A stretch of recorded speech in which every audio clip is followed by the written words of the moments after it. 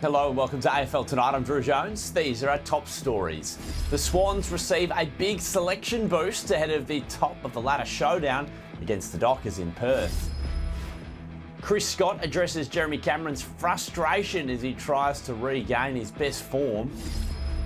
And is Nick Daicos on track to break the Brownlow votes record? We'll analyse the Pies Superstars season shortly.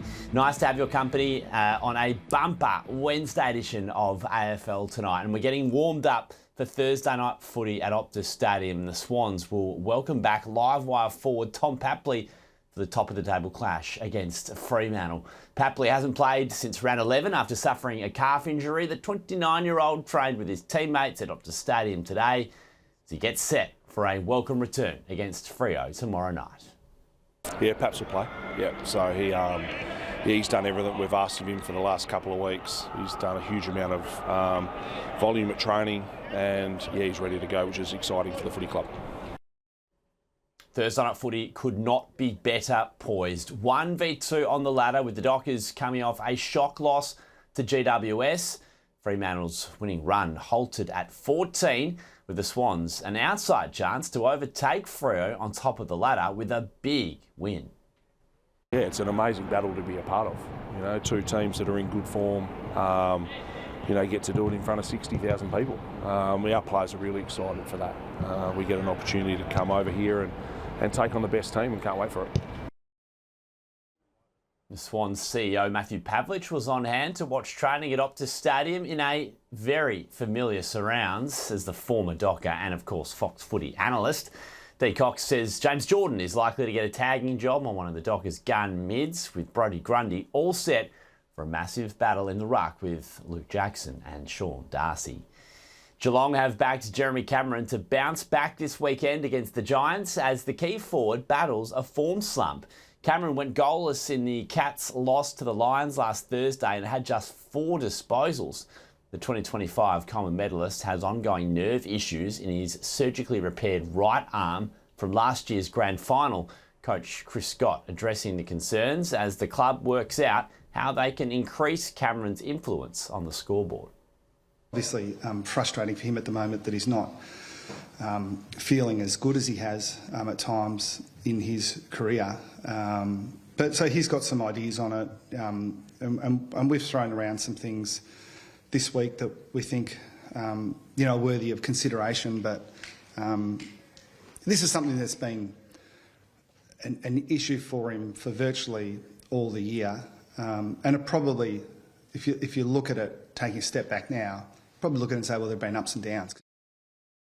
Cats assistant coach Nathan Buckley has been named as one of the potential candidates to coach Tasmania, and while Scott didn't want to say too much on the matter, he says Buckley's impact at the Cattery has been profound.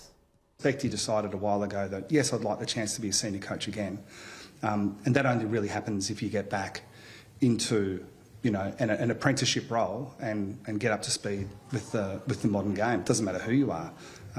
Even to an extent, every now and again, I'm kind of a bit starstruck with Bucks walking around. But he hasn't used that gravitas to cut corners on the work he's had to do. Geelong are looking to snap a 4-game losing streak against the Giants this weekend at NG Stadium. Josh Fraser has again batted away questions about his ambitions to be the full-time Carlton coach. The Blues caretaker is 7 from 7 since taking over the reins from Michael Voss, with Carlton now sitting inside the wildcard spots. With every win, pressure rises on Fraser to commit to being part of the process to be the Blues' next coach.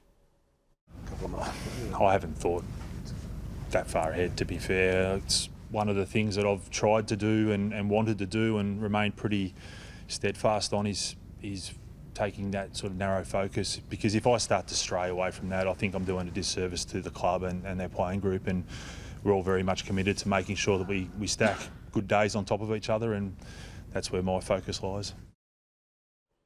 Fraser's credentials would be given a major boost if the Blues could knock off Hawthorn. Carlton meet Sam Mitchell's side on Saturday night in what is now an unexpected blockbuster at the MCG. I think we're ready to keep getting better. I think that's been our process for 5 or 6 weeks. And again, not looking at so much as taking a scalp, other than just focusing on the opposition in front of us. That's really what we've been about, and I think our players have done a great job at staying really present to that and understanding, our game against Richmond. There were some areas we've got to get to work in, and there was parts of the game where we were quite strong. We've got to keep doubling down on the work we're doing there. The Blues are hoping to welcome back Harry Dean for the clash with the Hawks. The young defender wore a guard on his injured finger at training, while there's good news for fellow backman Billy Wilson, who's signed a 2-year contract extension. Adelaide remains wary of a Gold Coast lineup looking to rebound after 6 straight losses. It's a far rosier picture for the Crows, who have won 4 of their last 5 to sit well entrenched inside the top 10. But coach Matthew Nicks acknowledges there are fine margins throughout the competition. They've lost some games that maybe they could have won. There's a lot of teams in the same boat. We've won some games that, were really tight ones. Showdown being one of those where you get across the line and you've got to be mindful of not jumping at just the outcome. I think they're playing some really strong football, and it's going to be a tough one for us. We're glad we're here at home. Calamachi won't play at AFL level this weekend as he nears his recovery from a hamstring injury. Melbourne says it's too soon to start talking about the F word. The Demons have enjoyed a fantastic first season under Stephen King. They're sitting in 6th spot, but just half a game outside of 3rd position.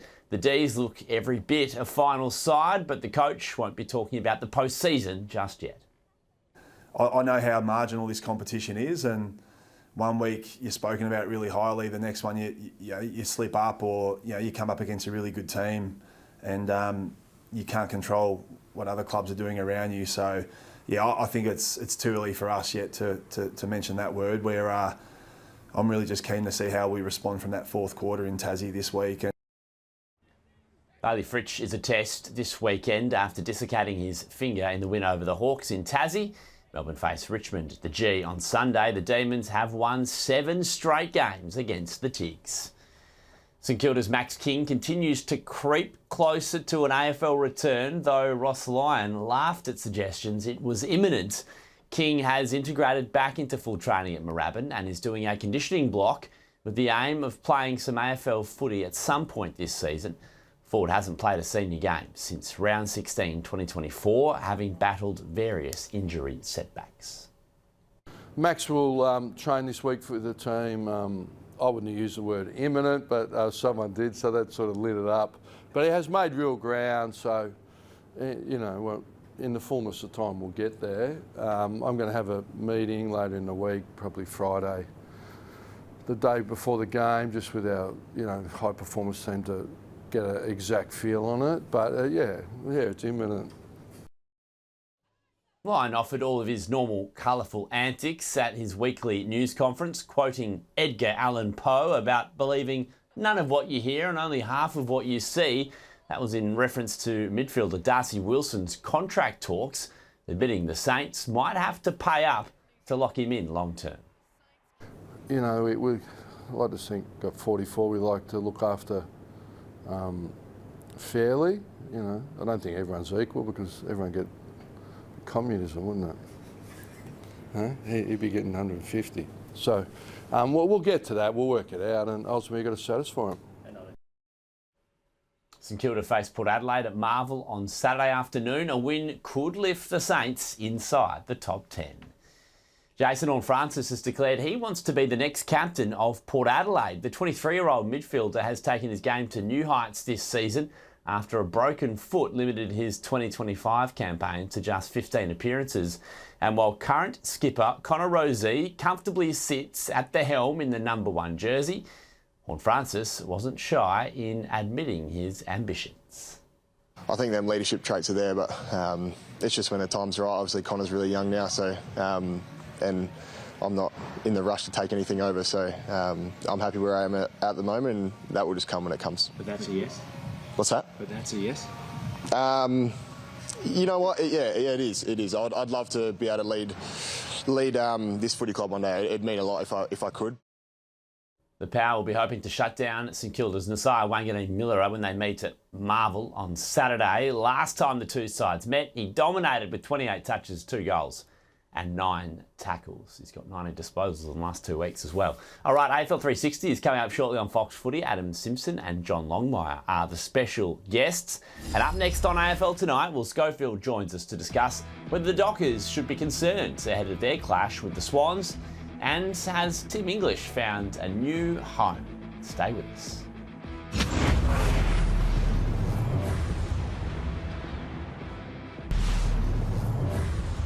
Welcome back to AFL Tonight. I'm Drew Jones. Nice to have your company. It's time to bring in our Wednesday regular, and that is Premiership player Will Schofield. Will, great to see you. Thanks for joining us. The Dockers' winning run is over. Was there anything in that loss to the Giants that Justin Longmuir should be concerned about? Yeah, g'day, Drew. Great to be with you. Thank God for that. I mean, if we had to hear one more question about the streak, I'm not sure I would have survived. So, yeah, I'm happy from a pundit's point of view that the streak is over. We can stop answering questions around whether losing one needs to happen before they play finals. When's the streak going to end? Well, it's done now. I think what they're doing in the middle of the ground, they need to work on their ruck mid connection. There's been plenty of talk about Luke Jackson and Sean Darcy and how they're connecting with their mids. They win hit-outs significantly on the weekend again and not finding a way to connect. So speaking to a couple of the midfielders at the club, I think they've got a lot of work to do there. No Hayden Young, of course, this weekend will make a difference, but that would be the area I'd be focusing on. And the back line, I think it's a little susceptible to mid-range hybrid forwards. We saw Jack Gunston do a pretty decent number on them earlier on the year, and Jake Stringer kicked 7 goals, and Isaac Heaney incoming. I'd be playing him a little bit more forward if I was Daicos. No time for a pity party for the Dockers, is there? Thursday night football, 1v2 at Optus Stadium. It shapes as a massive night, doesn't it? Yeah, it'd be one of the games of the season, you'd have to say. First v second. Some really great storylines as well.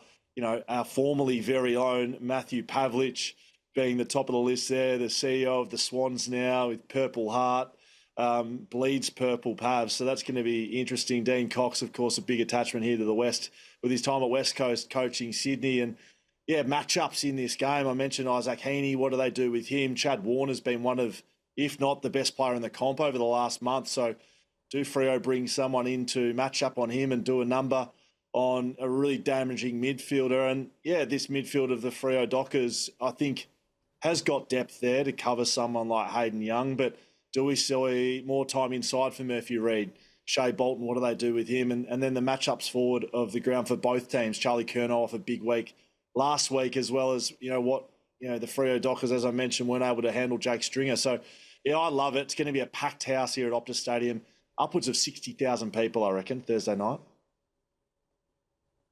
So we've mentioned Hayden Young a couple of times already. Do we feel like, given how strong Sydney's midfield is, him missing for the Dockers gives Sydney the edge?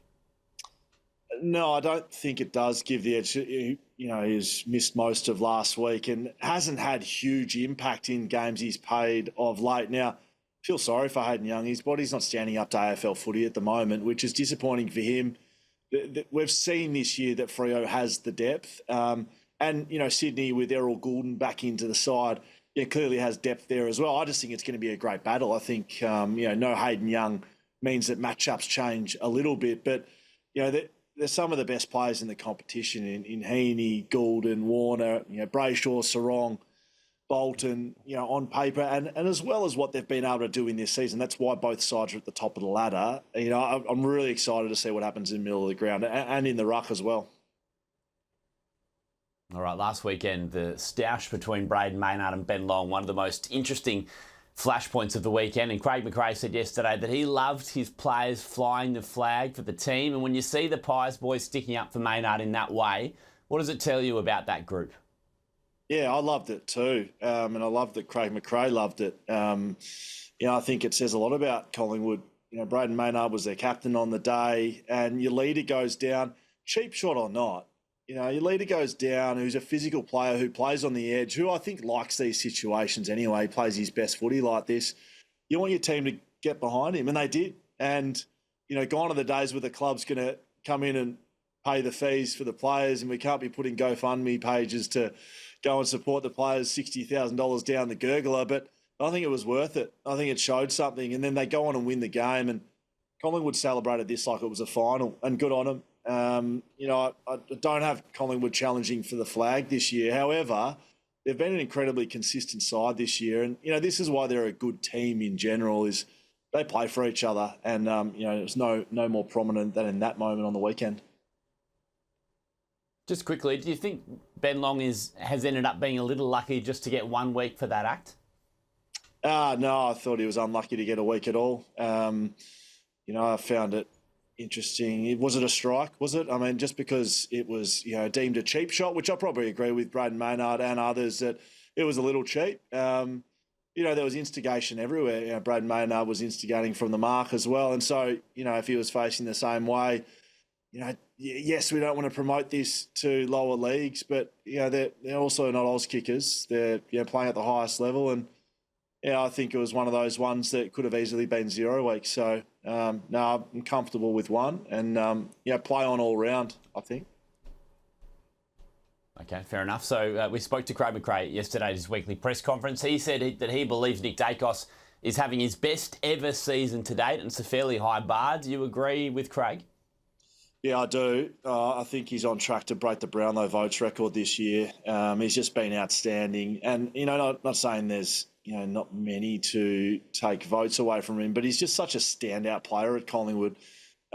We've heard coaches say he's, the hardest to tag in the competition. It's his work rate and, he's the little master, right? And, yeah, I do think it's his best year of footy because he's getting older. He's getting more mature. He's able to handle any attention that he gets, and he's just so critical to how Collingwood play.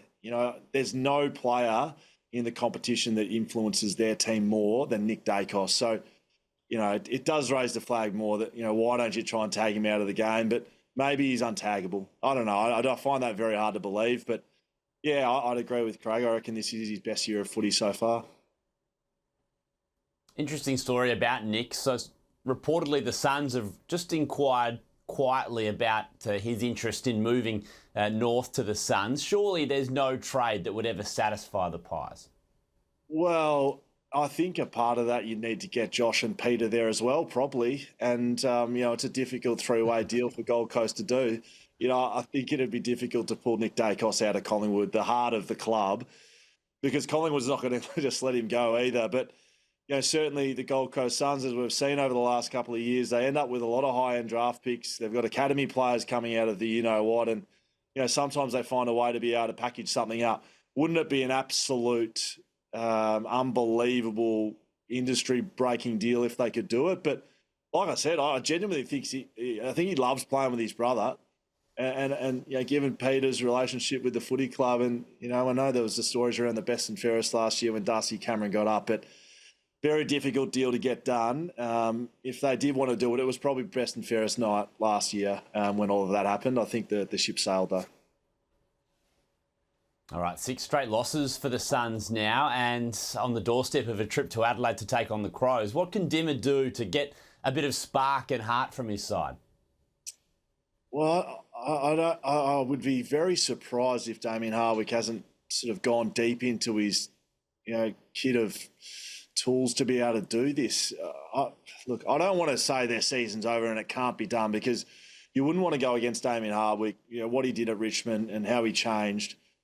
But, I saw them live here a couple of weeks ago in Perth, and they looked cooked. They looked cooked here in Perth. I thought they put up a good fight against Collingwood, who, haven't been world beaters this year. I think they're cooked physically and mentally. I don't know if they can get themselves out of this. It's a big run of losses, and when you start putting that together, it's a very hard ship to turn around. No matter how good Damien Hardwick is, and no matter how talented this list is, they're on the downward slide, and I don't know if they recover to make finals at all. Yeah, it's a really tough run home for the Suns. So 7 wins in a row now for Carlton and Josh Fraser, and a big test coming with Hawthorn waiting at the MCG. Surely this will give us a really good gauge of where this Blues side really sits at the moment. Yeah, well, they're a top 10 side the way they're playing. I mean, you can't win 7 games in a row and not say that. Hawthorn off a really disappointing week last week. They were saved by the bell a bit that last quarter. I mean, they should have lost that by 100 points, but Yeah, Josh Fraser. I mean, the tests keep coming, but, he keeps passing with flying colours. You literally cannot have done anything more than Josh Fraser has done. He's won every single game that he's coached. Maybe he should just hang the boots up and just retire now. Maybe he just goes down to the greatest coach of all time and finishes up with the Blues and says, I don't want to coach on. I'm never coaching again, and I only win. That won't happen. We get a real look at Carlton against a good side in Hawthorn, where their position is on the ladder, but have they been playing good enough footy would be the question. I don't know if they'd be over the moon with how they're playing, and certainly if last week's anything to go by in Launceston, then they're a fair way behind a top 4 side at the moment as well. So expect a big response from them against the Blues. All right, so the Eagles and the Bulldogs at Marvel on Sunday. So what should Bevo do with Tim English this week? And are you ready to welcome him into the Backchat fraternity? Oh, goodness gracious me. I mean, Rory Lobb the Lobster is, one of very few people that's been able to make the very difficult change from forward ruck to then an outstanding backman.